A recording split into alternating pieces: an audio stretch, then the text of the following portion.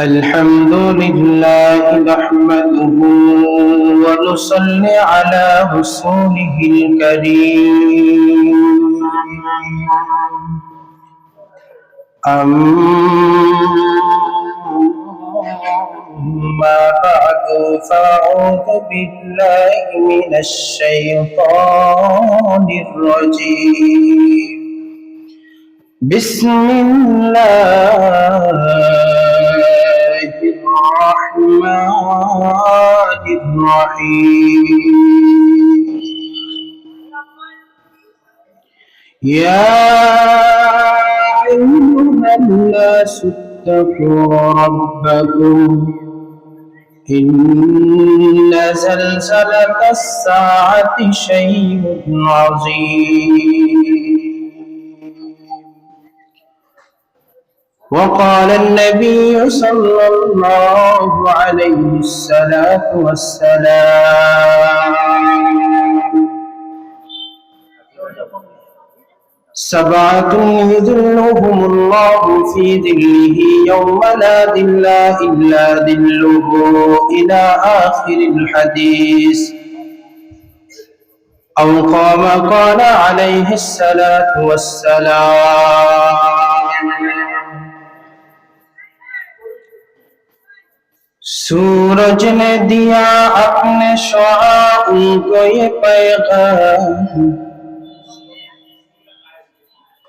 सूरज ने दिया अपने शुआ उनको ये पैगाम दुनिया है आज बसीज को भी सुबह को भी शाम दुनिया है आज बसीज को भी सुबह को भी शाम दुनिया में हो दुनिया का तलबगार नहीं हो दुनिया में हो दुनिया का तलबगार नहीं हो बाजार से गुजर खरीदार नहीं हो बाजार से गुजर खरीदार नहीं हो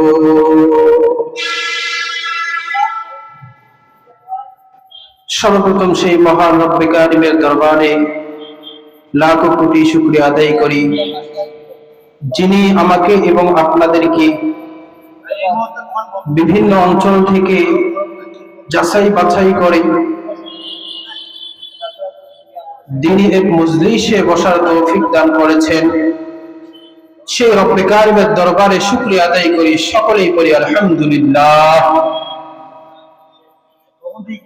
সেই মহামানবের প্রতি সংক্ষিপ্ত আকারে দরুদ পড়ি যিনি সাইয়্যিদুল মুরসালিন খাতামুন নবিয়্যিন যিনি না হলে আসমান জমিন কিছুই সৃজন হতো না তেনার প্রতি সংক্ষিপ্ত আকারে দরুদ পড়ি সকলেই পড়ি সাল্লাল্লাহু আলাইহি ওয়াসাল্লাম সম্মানিত হাজিরিন আমি আমার খুতবার মাঝে ছোট্ট একটি কোরআনুল কারীম থেকে আয়াত তেলাওয়াত করেছি হাদিসের অগণিত ভান্ডার থেকে একটি হাদিসের সংক্ষিপ্ত ইবারত পাঠ করেছি আল্লাহ পাক যদি চাহে স্বল্প সময়ের মাঝে আপনাদের সামনে হাদিস এবং কোরআনের আলোকে কিছু কথা বলার চেষ্টা করব মা তাওফীক ইল্লা বিল্লাহ আল্লাহ পাক কিয়ামতের ময়দানটা কেন কায়েম করবে এই কথাটি বুঝাবার জন্য আল্লাহ পাক সূরা নজমের 31 নং আয়াত নাজিল করে জানিয়ে দেন আল্লাহ পাক বলেন লিয়াজজিয়াল্লাযীনা আসাউ বিমা আমিলু ওয়া ইয়াজজিয়াল্লাযীনা আহসানু বিল হুসনা আল্লাহ পাক বলেন আমি কেন কিয়ামতের ময়দানটা কায়েম করব জানো কারণ হলো সেদিন আমি আমার নেককার বান্দাদেরকে তাদের কর্মফল অনুযায়ী তাদেরকে আমি জান্নাত দেব বলেন না সুবহানাল্লাহ আর যারা নাফরমান বেঈমান আমি আল্লাহ পাক তাদের শাস্তি স্বরূপ তাদের কর্মফল অনুযায়ী আমি আল্লাহ পাক তাদেরকে জাহান্নামে দেব। আমি আল্লাহ এই জন্য কিয়ামতের ময়দানটা কায়েম করব। আল্লাহ পাক কিয়ামতের ময়দানটা কায়েম করবেন। কিয়ামতের ময়দানটা কায়েম হয়ে যাওয়ার পর পৃথিবীর পরিস্থিতি কেমন হবে, পৃথিবীর অবস্থা কেমন হবে,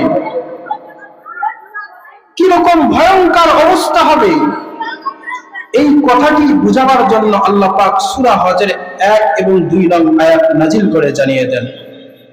আল্লাহ পাক জানিয়ে দেন, ইয়া আইয়ুহান নাস ইত্তাকু রাব্বাকুম। আল্লাহ পাক মায়ার নজরে ডাক দিয়েছেন, ইয়া আইয়ুহান নাস। আল্লাহ পাক এখানে নাস শব্দ ব্যবহার করেছেন, অর্থাৎ শুধু মুসলমানদেরকে বুঝাইছেন এমনটাও নয়। আল্লাহ পাক পুরা পৃথিবীর মানুষকে ডাক দিয়ে বলতেছে, ইয়া আইয়ুহান নাস, হে পৃথিবীর মানুষেরা, ইত্তাকু রাব্বাকুম, তোমরা তোমাদের প্রতিপালককে ভয় করো। কেন ভয় করবা? আল্লাহ পাক বলেন, ইন্না জালজালাতাস সাআতি শাইউন আযীম।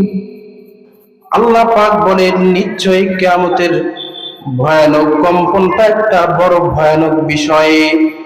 আল্লাহ পাক জানেন, ও পৃথিবীর মানুষ শোনো, কিয়ামতের ময়দানটা কায়েম হয়ে যাওয়ার পর পৃথিবীর অবস্থা কেমন হবে, পৃথিবীর পরিস্থিতি কেমন হবে জানো?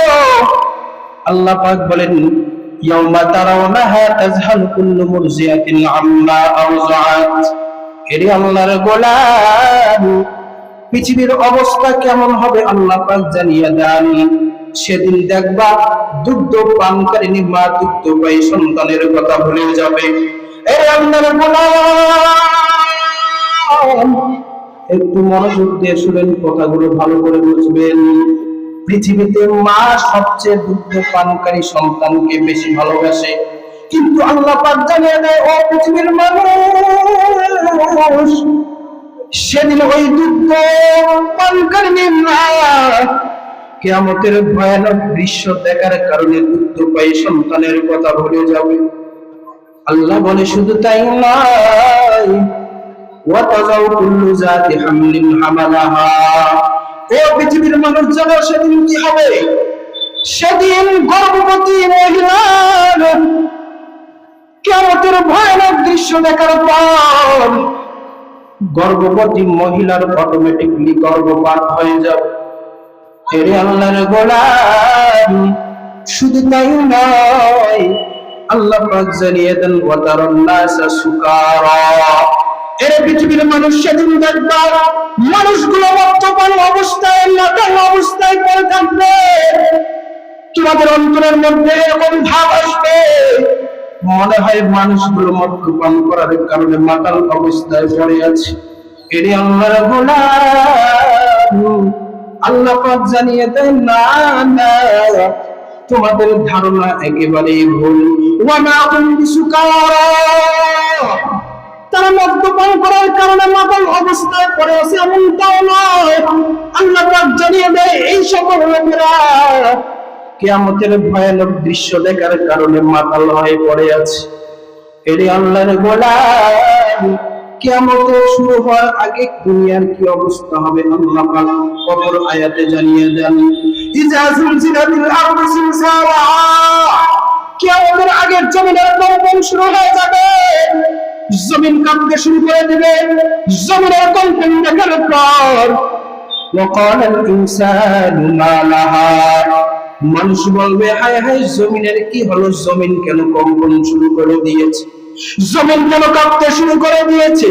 ও আল্লাহর গোলাম, জমিন এমনি কাঁপবে না, কিয়ামতের ভয়ানক দৃশ্য দেখার কারণে জমিন পর্যন্ত থরথর করে কাঁপবে। আর মানুষ জিজ্ঞাসা করবে, জমিনের কেন কম্পন শুরু হয়ে গেল?